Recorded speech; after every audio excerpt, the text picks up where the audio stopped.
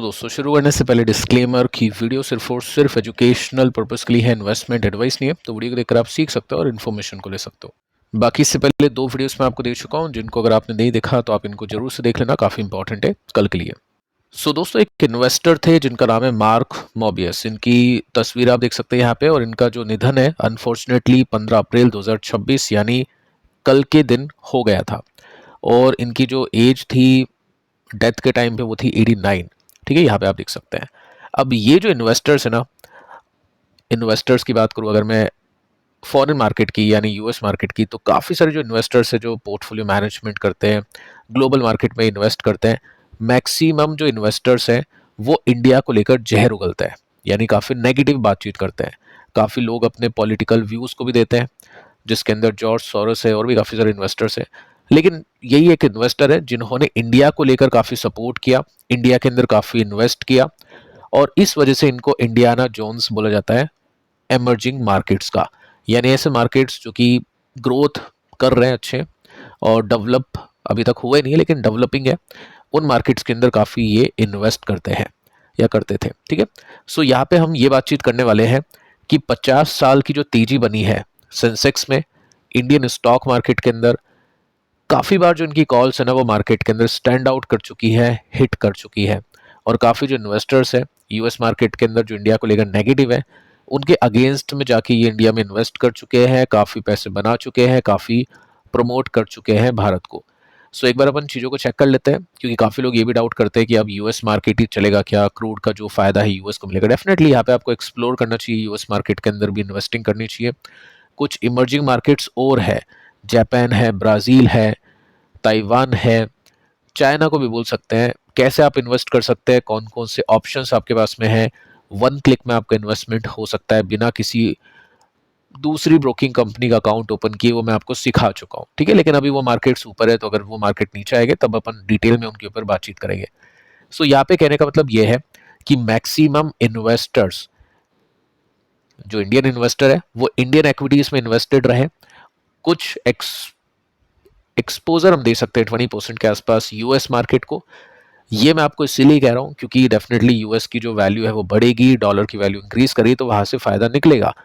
लेकिन अभी के समय काफ़ी इन्वेस्टर्स ये गलती कर रहे हैं, यूट्यूबर्स को देख रहे हैं जो दुबई में जाके शिफ्ट हो चुके हैं, अपना मैक्सिमम पोर्टफोलियो यूएस मार्केट को स्विच कर चुके हैं। ठीक है, तो वो सब चीज़ें नहीं करें इन्वेस्टर्स, क्योंकि इंडियन मार्केट के अंदर जो ग्रोथ है लॉन्गर टर्म में वो किसी और मार्केट के अंदर नहीं है। यूएस मार्केट के अंदर जो टेक कंपनीज है डेफिनेटली वहाँ पे अपने को देखना चाहिए, अपने को ग्रोथ मिलेगी टेक कंपनीज में। बट ओवरऑल अगर हम इन्वेस्टिंग की बात करें, डाइवर्सिफिकेशन की बात करें, तो इंडिया से बेटर कोई दूसरा मार्केट नहीं है। ठीक है, तो यहाँ पे आप देख सकते हैं जो बाहर के इन्वेस्टर है वो इंडिया में इन्वेस्ट कर चुके हैं, और कौन कौन सी कॉल्स या जो भी उनका कहना है कैसे वो सही साबित हुआ या फिर क्या वो इंडिया के बारे में सोचते थे। पहला जो पॉइंट है, सेंसेक्स जा सकता है 1 लाख तक। ठीक है, ये बिलीव करते हैं इंडिया की लॉन्ग टर्म बुल मार्केट को, और 1 लाख यहाँ पे सेंसेक्स को ये देखते हैं। ठीक है, आगे चलते हैं। यहाँ पे आप सिंपली नोट कर सकते हैं इंडिया को ये बताते हैं टॉप इमर्जिंग मार्केट। डेफिनेटली इससे मैं भी अग्री करता हूँ। अगर आप डेटा छानोगे ना तो आपको सिर्फ इतना सा देखना है कि टॉप 10 इकोनॉमी कौन कौन सी है पूरी दुनिया की, जिसके अंदर इंडिया भी 6ठे नंबर पे आ चुका है। टॉप 10 नहीं तो टॉप 15 देख लो, उसमें आपको फिल्टर आउट करना है उन कंट्रीज को जिनमें इंडिया से कम ग्रोथ है। आपको सारी कंट्रीज बाहर होती हुई दिखाई देगी, यानी आपको सिंपल से ये देखना है कि जो भी टॉप 15 जो इकोनॉमीज है सबसे बड़ी देश की, दुनिया की, उसके अंदर सबसे ज़्यादा जो ग्रोथ है परसेंटेज में या सबसे जो फास्ट ग्रोथ है वो कहाँ पे है, वो इंडिया में है। ठीक है, तो यहाँ पे आप देख सकते हैं मोस्ट अट्रैक्टिव इमर्जिंग मार्केट इनको लगा, काफ़ी ज़्यादा फेवर ये करते थे चाइना के कंपैरिजन में भी इंडिया को। साथ में आप देख सकते हैं स्ट्रॉन्ग रिटर्न्स की एक्सपेक्टेशन की थी 12 से लेकर 15% की, जो बाकी मार्केट्स आपको नहीं देंगे। स्टॉक्स में तो बहुत पैसा बनता है, फंड्स में 12-15 से थोड़ा सा ज़्यादा बन सकता है अगर सही फंड्स चुने तो। ये यहाँ पे इंडेक्स की बात करें, इस वजह से इन्होंने सिग्निफिकेंट यानी बहुत सारे जो पोर्शन है अपने पोर्टफोलियो का इंडिया में इन्वेस्ट किया था। ठीक है, ये पॉइंट आप देख सकते हैं। ड्राइवर अगर हम देखें कि क्यों इंडिया ग्रो करेगा, मैन्युफैक्चरिंग शिफ्ट चाइना से इंडिया को, digital economy expansion, retail sector growth, technology sector development, ये सारे पॉइंट के आज भी है इंडिया के अंदर। डेफिनेटली ये सारे के सारे पॉइंट्स आज भी है इंडिया के अंदर। इट मीन्स लॉन्ग टर्म के लिए इंडियन मार्केट अभी भी काफ़ी अच्छा है। रिस्क टू वॉच यानी कुछ रिस्क भी इन्होंने बताए थे। डेफिनेटली रिस्क तो है मार्केट के अंदर, यहाँ पे आप देख सकते हैं रेगुलेटरी पॉलिसी चेंजेस या चैलेंजेस, हमारी जो गवर्नमेंट है उनकी तरफ से काफ़ी लेट अप्रूवल होती है चीज़ें, और उसमें काफ़ी पीछे हम जो हो जाते हैं, जैसे सेमीकंडक्टर को लेकर हम एग्जाम्पल के रूप में देख सकते हैं। Global factor, US interest rates, dollar increase करना, ये रिस्क अभी के समय, शॉर्ट टर्म मार्केट के करेक्शंस ये हो सकते हैं। सो फाइनल समरी ये है कि मार्केट ऊपर जा सकता है, 12-15% की ग्रोथ अभी भी एक्सपेक्ट की जा सकती है। रिस्क है शॉर्ट टर्म, बट स्ट्रक्चरल कोई भी रिस्क यहाँ पे नहीं है, तो ये काफ़ी अच्छी बात हम मान सकते हैं इंडिया को लेकर। काफ़ी अच्छा डेटा आपके सामने ये है इस मार्केट के अंदर, जहाँ पे लोग काफ़ी कंफ्यूज है इंडिया में इन्वेस्ट करने के लिए। सो अब दोस्तों स्टॉक्स पे आ जाते हैं। आज के दिन काफ़ी सारी कंपनीज के अंदर मोटी बाइंग हुई है। इन्वेस्टर्स ने कमेंट भी किया है कि मार्केट तो चला नहीं, लेकिन अपना पोर्टफोलियो 2-2%, 3-3% भी चल गया, क्योंकि कुछ अच्छी कंपनीज के स्टॉक्स में मोटी बाइंग हुई है।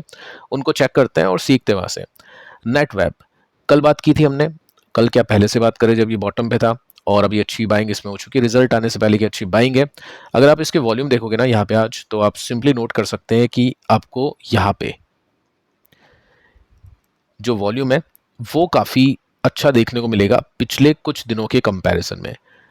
मोटा मोटी अगर हम इसके वॉल्यूम को देखें तो सिंपली आप देख सकते हैं, जो मैं आपको बता रहा था कि यहाँ पे ये बॉटम बना था, उससे पहले जब स्टॉक गिरा था तो वॉल्यूम इतने से थे इसके, लेकिन यहाँ पे इन्वेस्टर्स ने जम के बाइंग की और एक स्ट्रॉन्ग सपोर्ट इसका बनाया, एक स्विंग कंप्लीट करने के लिए तैयार है।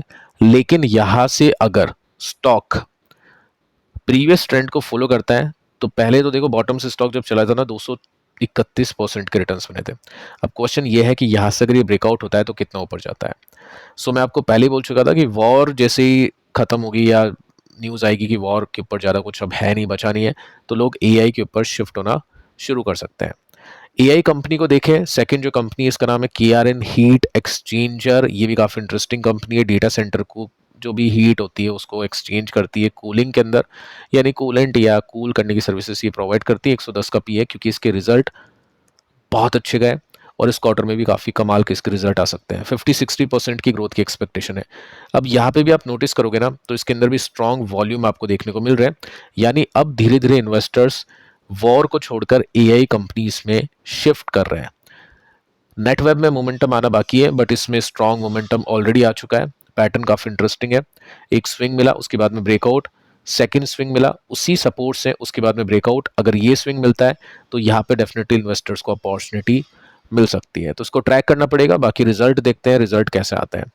इसके बाद में देखिए एचडीबी फाइनेंशियल्स के अंदर भी काफ़ी अच्छी बाइंग हुई, 6% की तेजी। कल भी ऊपर था, मैंने आपको कहा था हो सकता है इनसाइडर को पता चल गया होगा, रिजल्ट अच्छे आएंगे इसके। 24 का पी है जो इसको सपोर्ट करता है। रिजल्ट इसके वाकई में अच्छे गए थे, और उस वजह से आप देख सकते हैं कि ये जो ब्रेकआउट था, जो कल अपन बातचीत कर रहे थे कि क्या ये ब्रेकआउट होगा, डेफिनेटली ये ब्रेकआउट आज हो चुका है। अब अपने अगले रेसिस्टेंस की तरफ बढ़ चुका है। अगर ये भी ब्रेकआउट हो जाए तो ऑल टाइम हाई के लिए स्टॉक तैयार हो जाएगा, और जो पैटर्न है वो जो बैरिश बना हुआ था ना यहाँ पे, वो बुलिश बन जाएगा। ठीक है, तो इन सभी कंपनीज को ट्रैक करना जरूरी है, स्पेशली उन कंपनीज को जिनके Q4 के रिजल्ट आ चुके हैं और रिजल्ट अच्छा है। वापस से मैं आपसे रिक्वेस्ट करूंगा, नोट बना के चलिए फ़ोन में या फिर जो भी आप बनाना चाहें कि किन कंपनीज के रिजल्ट अच्छे हैं, कैसे रिजल्ट है, आपको बहुत हेल्प मिलने वाली है इन्वेस्टिंग करने के लिए। इसके बाद में सोनाटा सॉफ्टवेयर, इसको देखेंगे। पिछले वीडियो में हमने बातचीत की आईटी कंपनीज को लेकर, कुछ कंपनीज मैंने आपके सामने रखी थी आईटी सेक्टर के अंदर। स्मॉल कंपनी अगर आपको देखनी है ना, तो इससे बेटर कंपनी फिलहाल इस वैल्यूएशन पे शायद आपको और कोई नहीं मिले।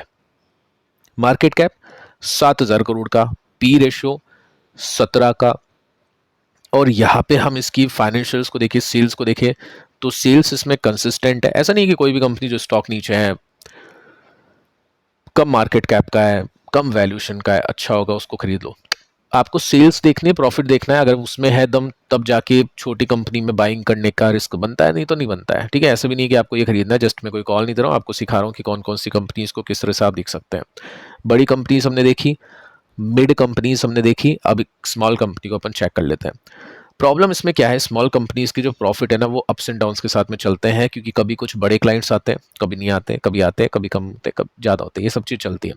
सो यहाँ पे अच्छी ग्रोथ आई इसमें, उसके बाद में एक कंसोलिडेशन, फिर यहाँ पे ब्रेकआउट हो गया, ब्रेकआउट के बाद में अच्छी ग्रोथ। अभी यहाँ पे कंसोलिडेशन चल रहा है, अगर इसमें ब्रेकआउट हो गया तो यहाँ से अच्छी ग्रोथ देखने को मिलेगी। सो पैटर्न देखे ना तो पैटर्न इसमें भी काफ़ी इंटरेस्टिंग है। आज इसके अंदर भी काफ़ी मोटी बाइंग हो चुकी है। ये देख सकते हैं वॉल्यूम कितने गजब के हैं। ये आज का वॉल्यूम है। और ये कैसा आया? ये आया विप्रो के बायबैक के अनाउंसमेंट की वजह से। ठीक है, वो सब बाद में हुआ है, लेकिन मार्केट को पहले से पता चल जाता है। और मैं तो उससे भी पहले आपको बता चुका था, ये इंडिकेशन भी दे चुका था। ठीक है, सो अब आईटी कंपनीज में कॉन्फिडेंस आया है इन्वेस्टर्स के लिए। सो अच्छी बाइंग यहाँ पे देखने को मिली है। स्टॉक अगर मैं देखूं तो ऊपर से 66% नीचे है। वैल्यूएशन भी नीचे गए हैं, सेल्स भी अच्छा कर रही है, प्रॉफिट मैं आपको बता चुका हूं। अगर स्टॉक अपनी ऑल टाइम हाई भी ले लेता है ना, तो भी मल्टी बैगर यानी 3 गुना स्टॉक हो जाएगा 200% के गेंस। तो ये है स्मॉल कैप का पावर। लेकिन नुकसान भी है, अगर किसी ने टॉप पे लिया होगा तो उसका बड़ा नुकसान भी हुआ है। लेकिन अगर करेक्शन में किसी ने लिया और स्टॉक चल गया, और उसके बाद में ऐसा नहीं है स्टॉक रुकता है, यहाँ पे अगर स्टॉक ने एक तेजी दिखाई, उसके बाद में जब फटेगा तो आराम से 8-8 9 गुना ऐसी कंपनीज के स्टॉक्स हो जाते हैं।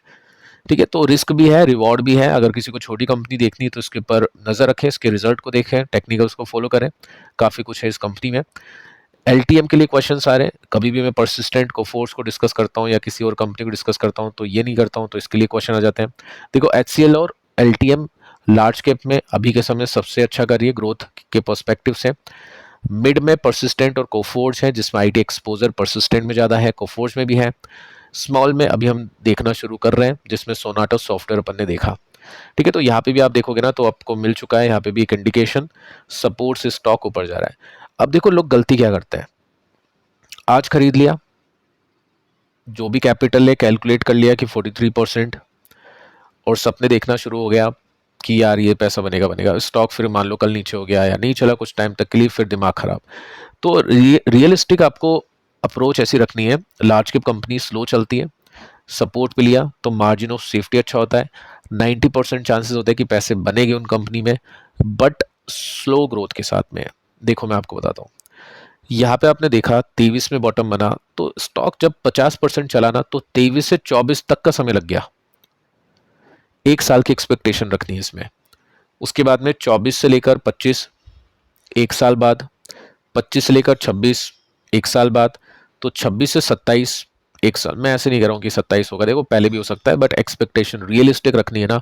तो ये सोच होनी चाहिए कि मैं यहाँ पे बड़ा पैसा लगा रहा हूँ क्योंकि बड़ी कंपनी है, सपोर्ट मिल गया, सब कुछ ठीक है, 43% के रिटर्न्स बनाने में बड़ा टाइम मुझको देना पड़ेगा। ठीक है, तो ये अप्रोच होनी चाहिए लार्ज कैप कंपनी को देखने की। ठीक है, शॉर्ट टर्म नहीं, मतलब स्मॉल कैप कंपनी का मैं आपको बता चुका हूँ उसमें कैसे पैसे बनते हैं। 200 जहाँ पे अगर इसमें 43% बने, वहाँ पे 200 बन सकता है। तो वो सब चीज़ें आपको देखनी है, वहाँ पे रिस्क और रिवॉर्ड भी उस हिसाब से चलेगा। सो पिछले वीडियो को दोस्तों आप देख लेना, मिलते हैं नेक्स्ट वीडियो में, तब तक के लिए बाय बाय।